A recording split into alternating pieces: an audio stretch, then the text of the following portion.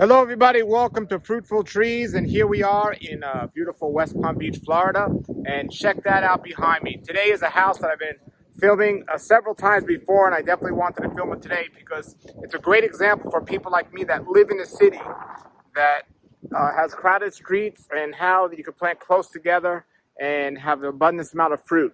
So we're at our friend Leaf's house today, and Leaf actually sells fruit trees out of his yard, out of his house, which is a great thing because he can offer to people much cheaper than if you went to a nursery, because he doesn't have that overcost of the nursery and everything like that. So we're going to see what he has, but not just for sale. We're going to see what he has in his personal collection, because he has figured out a way to grow trees in pots and also in small spaces, and the fruits here are loaded. I was just visiting one of my other friend's house who has a big space, and they don't do much to their fruit trees, and they don't strategically take care of them and feed them and everything else. But Leaf knows how to do this, and I would say he gets just as much fruit on his quarter-acre lot as those people do with a lot of land and so on. So I want to show you some of the things he has in his yard, his personal collection, and also some of the things he has for sale here. So let's check it out now. Okay, one of the things I'll show you really quick here is right here he has two giant coconut trees, but they're short coconut trees right in front of his house. So he didn't make the same mistake I did where the coconut trees were mixed with other trees, shading everything out.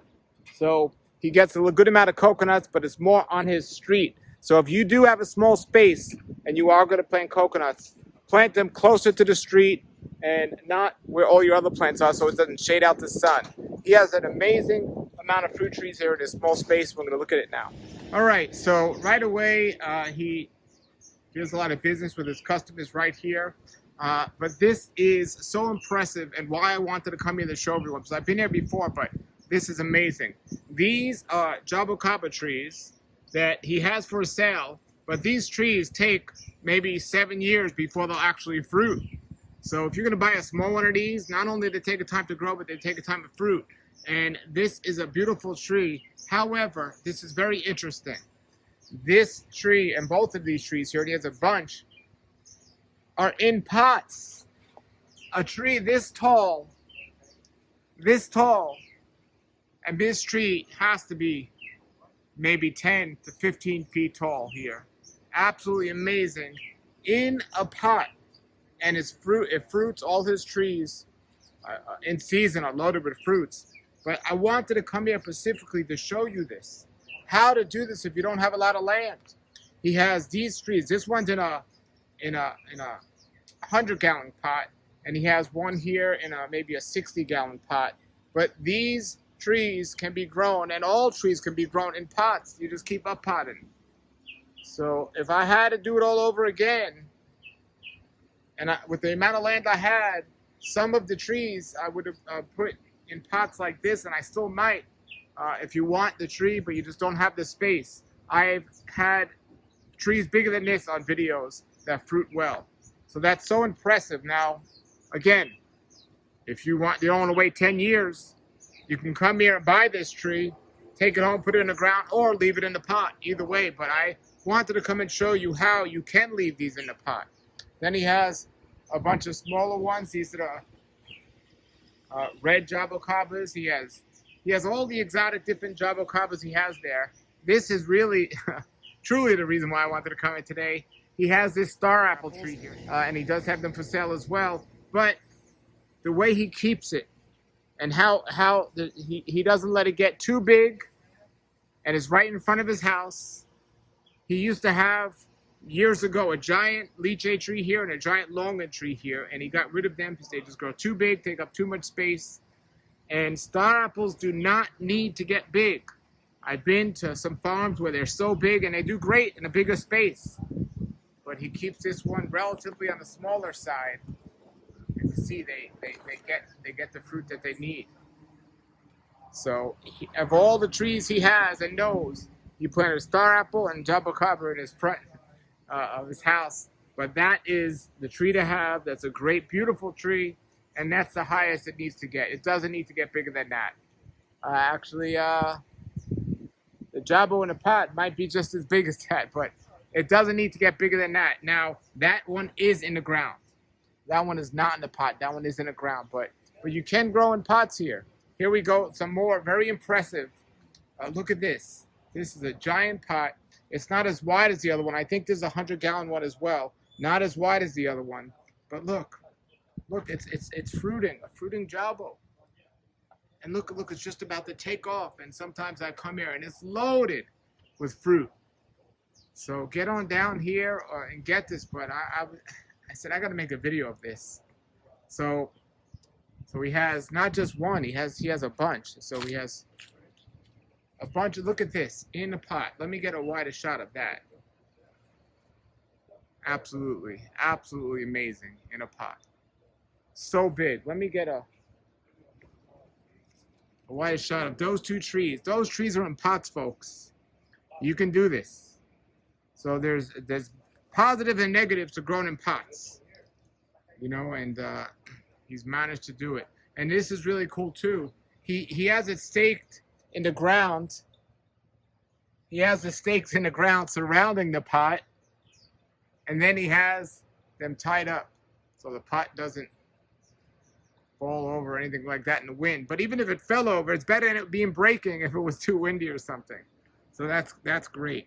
This is his little business area here. He has it surrounded, his pomelo tree. Look how small he keeps his pomelo tree. But he has all these different types of mangoes for sale here. There's a fruit punch, and they're all labeled. Oh, and there's another fruit punch. So he has a bunch of different mango trees here for sale. Great selection, and like I said, great prices because he doesn't have a nursery pricing. There's a red ruby. Well, he had a red ruby somewhere. He has sapodillas. He's just about everything. But the reason I'm here today is to show you what he has in a pot. And then there's this. Again, his yard is no bigger than mine, even smaller, but he has so much fruit, and he's able to do it. Because not only does he have stuff in pots, check this out. This is a dwarf avocado tree. It's called Maria Black. It's a dwarf avocado tree, and I just tasted one. I'm going to do another taste test with another one. Excellent avocado, early season avocado, but dwarf avocado. Maria Black. So he has a bunch. He's grafting these and selling these. So if you have an avocado collection, this is definitely one you want to consider having in your collection. Maria Black, I've done other videos on that earlier, but look at this. You can't find this. This is a butterscotch sapodilla. Look at all the fruit on there. Look how big that is. And again, in a pot. I don't know how big that pot is, but he's doing it. He's showing us in the city, in pots, what you can grow that's fruiting. Now, I've done other videos with people growing in pots, but this stuff is fruiting. So you don't need to just use your spots where you don't have space or you want to use them wisely. You can have that in your driveway. It's fruiting. A fruiting butterscotch sapodilla, which is really hard to find. So not only does he have these trees, he's grafting.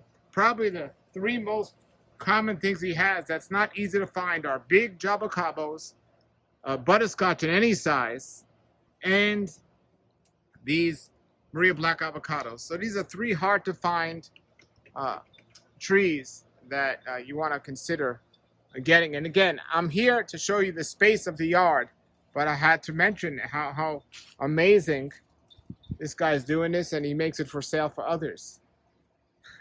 So yes, here we go. In a pot. Check this out. In a pot. He also loves bonsai trees, so he's making that one into a bonsai. I'll show you his little bonsai connection in the back. This is just his front yard. And his yard's loaded with other trees that he could move around because they're all in pots. So I'm going to go around back and show you his backyard and show you how he's fitting all these trees in his backyard and fruiting so tremendously. All right, we're in the back here, and you see, again, it's all lush and green here. And this is an avocado tree with several different avocado grafts on there. but the tree is not big at all. When you intend to your trees, they'll give you what you want out of them. You don't need to have big trees to get a lot of fruit. He has this star fruit tree here. Again, not very big, and he just has a skill here in keeping these trees short. So he knows where to cut these star fruit limbs. I'm guilty of this. I just cut it. But you know, you do this strategically, you're going to have a lot more success. The tree's loaded with star fruit. He's keeping this tree short because, as you can see, he strategically makes the cuts. Not like me, I just cut it. But he's strategically making the cuts, and you see the tree is flourishing. This tree is in the ground, not in a pot, but it's doing great, and it's really close to his other trees. You see he has some other trees in pots there, but that tree is not too far from these other trees. He has a bunch of mangoes, and he has two particular soursaps. We'll taste one on the show today here that he calls all season, because all season it seems to have soursaps on them. And there's a mango tree, and this is a Manachonuk originally, Manachonuk, but I know it's hard to see because there's so much greenery and so much trees here. That's what's amazing. But he's grafted several others onto this. He has some orchids growing on it. But look how close this tree is, this mango tree. And we come here and bam, there's another tree. And bam, right behind this is the starfruit tree. You can do this. You can do this if you do this strategically. We come around on this side and we see one of his soursaps. He has two soursop trees. And every time I come here, there's soursop on the trees. So it's true to its name. That's all season. All right, so he has a good amount of trees, a small space. He uses, in the background, he put his bananas, so they're not really affecting anything here right now. He has a nice creek in the back, which helps. But this is a reticulata that he has here growing. And all his trees he has growing, he's somehow, some way going to graft them. And he's done multi-grafts on several of these trees. As a matter of fact, check this tree out here. This is I believe a sapodilla tree. And I just want to show you how, here, come here, here we go. He's done several grafts. So he has the standard grafts that people do, the cliff grafts and so on. But he was showing me he did a different graft here where he put this, I don't know what he called that graft, but he had this branch put on, and he took this branch and just moved it over here, and it grew. And look at this. Look at all these. That's butterscotch sapodilla. And there's different types of grafting. And look, this tree is not tremendously big. Butterscotch sapodilla. Now, here's the thing about butterscotch sapodilla. I hear it's amazing. I haven't tasted it yet. This tree's loaded, by the way. You got to know where you're getting this one from. I know at least 2 people, possibly 3, that said they got from a nursery butterscotch sapodilla, and after waiting many years, it wasn't butterscotch sapodilla. So Leaf is doing the grafts himself. I trust his grafting technique and his labeling. And as you can see, he knows different types of grafts. So be careful where you get your butterscotch sapodillas. All right. He has a bayou tree that doesn't have currently anything on it, but I was loaded last time I was here. Here's a lot of his grafting projects and his trees that he has going on or growing on.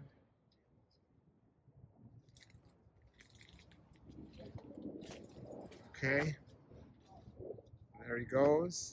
Look at that. Look at this. So this guy knows what he's doing here. But the key is, all those butterscotches, the key is a small place, you can fit a lot of trees. Here's his sapodilla tree. He has several on there. A small space, he's growing so much stuff. Oh no, that's the sapodilla tree. That's the sapodilla tree.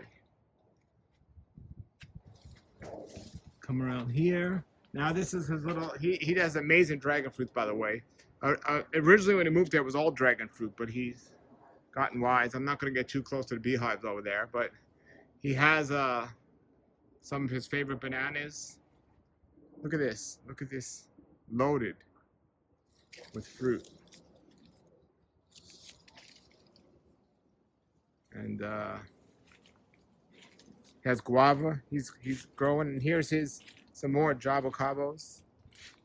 And there in the background with fruit on it is this all-season soursop. I'm going to do a tasting of it here in a little while, maybe on this video or another one, we'll see. I like to taste some of his fruit when I come on out here. So I'm going to put his Facebook information below if you want to contact him. See what he has. All right, everybody, that is such an amazing yard, and he has such a small spot, but so much is growing. Here he's doing some air layering. He doesn't just do grafting, he's doing air layering as well. This is of a guava, a seedless guava that he's air layering, so pretty cool. You don't need a giant space to grow food successfully. You can do it in pots. You can keep the trees small, learn how to cut them, and he makes it happen. And so I love coming to this place and getting ideas from what he's doing. And my place is a little bit different than his place, because in my place there's more foot traffic, so you gotta be a little bit more careful. But he's a great example, if you have a small space, a small yard, of how to make this happen and do it. So I've learned a good amount from him, and I definitely recommend people get on out here and just visit him and talk to him and learn, because he knows a lot about these trees and how to do this. And he has some great stuff for sale, great prices, but he's just a load full of knowledge and experience that you can learn from. So hopefully, he doesn't like to be on camera, that's why I don't have him on camera, but hopefully by just looking around his yard, you can get inspired and know that you could do this with a small space as well. So I'm so glad. I got a good amount of my trees from him as well. I feel good about the trees that I've gotten from this source. All right, everybody. I'll put that confirmation in below, that information. Until then, have a blessed day and keep growing.